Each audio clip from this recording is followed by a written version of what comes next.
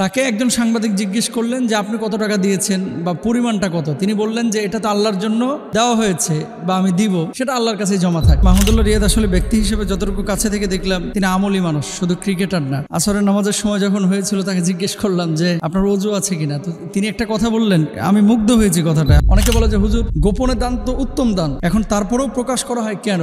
সম্প্রতি একটি ভিডিও ছড়িয়ে পড়েছে যেখানে আসন্না ফাউন্ডেশনের মাহমুদুল্লাহ রিয়াদ গিয়েছিলেন শাইখ আহমদুল্লাহ সাহেবের সঙ্গে দেখা করতে, ফাউন্ডেশনের কার্যক্রম দেখতে, আপনারাও ছিলেন। তিনি দানের কথাটি গোপন রেখেছেন যে আল্লাহর কাছে জমা রেখেছি। তো এক্ষেত্রে অনেকে তো আমরা দান প্রকাশ করছি যে কেউ 1 লক্ষ, কেউ 2 লক্ষ।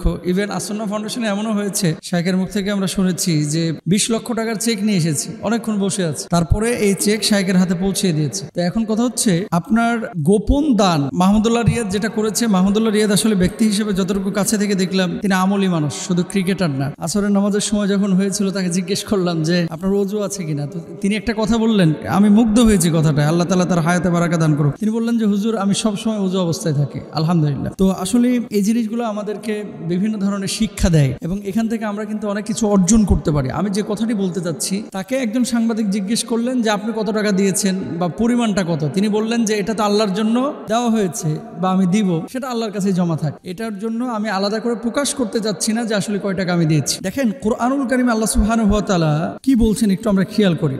সূরা আল বাকারার মধ্যে 274 নম্বর আয়াতে আল্লাহ তাআলা বলছেন, আল্লাযীনা ইউনফিকুনা আমওয়ালাহুম বিল-লাইলি ওয়ান-নাহারি সিররান ওয়া আলানিয়াতান ফালাহুম আজরুহুম ইনদা রাব্বিহিম ওয়া লা খাউফুন আলাইহিম ওয়া লা হুম ইয়াহজানুন। যারা রাতে ও দিনে গোপনে ও প্রকাশ্যে নিজেদের ধন সম্পদ ব্যয় করে তাদের রবের নিকট তাদের পুরস্কার রয়েছে, তাদের কোনো ভয় নেই, তারা দুঃখিত হবে না। তাহলে এখানে দুটো বিষয় কিন্তু বলা হয়েছে, একটা হচ্ছে প্রকাশ্যে দান আর একটা হচ্ছে গোপনে দান। আমরা অনেক সময় প্রকাশ্যে দান মানে ঘোষণা দিই, অ্যানাউন্স করি, অনেক সময় এলান দিই। মাহফিলে বিশেষ করে কেউ টাকা দিলে অনেক সময় বক্তারা বলে, মসজিদে আমরা যখন টাকা নেই অনেক সময় কিন্তু মুখে বলি। এটা একটা কারণ আছে। অনেকে বলে যে হুজুর গোপনে দান তো উত্তম দান, আর আমরাই তো বলছি এটা আল্লাহ সুবহানাহু ওয়া তাআলা আগে বলেছেন, নবী বলেছেন, বিধায় আমরা বলেছি। এখন তারপরেও প্রকাশ করা হয় কেন?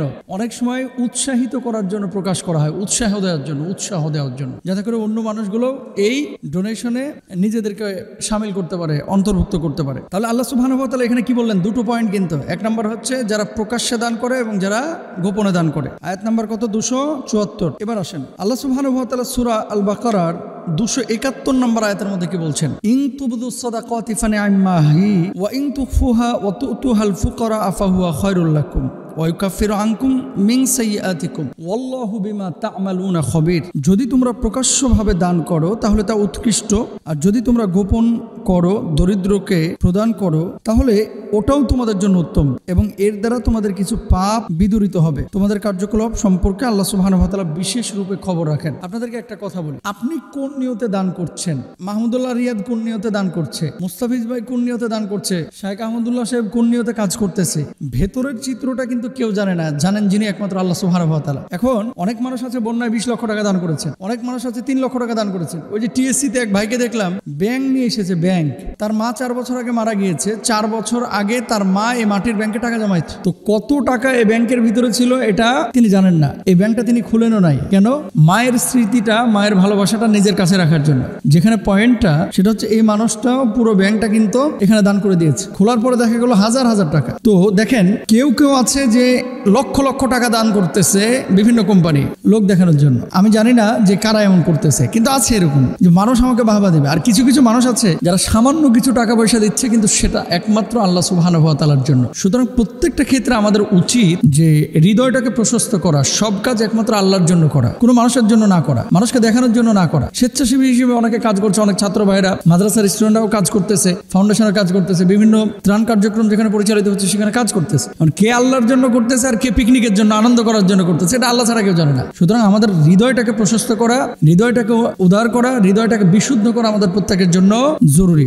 মাহমুদুল্লাহ রিয়াদ যে কথাটি বলেছে, যেটা আল্লাহর কাছে জমা রেখেছি, এটা অত্যন্ত ভালো কথা এবং এমনই হওয়া উচিত। আল্লাহর হাবিব সাল্লাল্লাহু আলাইহি ওয়াসাল্লাম বলেছেন কি, ওয়ারাজুলুন তাসাদ্দাকা আখফা হাত্তা লা তা'লামা শিমালুহু মা তুনফিকু ইয়ামিনু। ডান হাত কি দান করেছে, বাম হাতও টের পাচ্ছে না। এই দানগুলো এভাবে যারা দান করবে, এটাও আল্লাহ তাআলা নবীর মাধ্যমে জানিয়েছেন, কিয়ামতের ময়দানে আরশের নিচে তাদেরকে আল্লাহ সুবহানাহু ওয়া তাআলা বিশেষ ছায়ার ব্যবস্থা করবেন। সুবহানাল্লাহ। আল্লাহ তাআলা আমাদেরকে এভাবে দান করার তৌফিক দান করুন।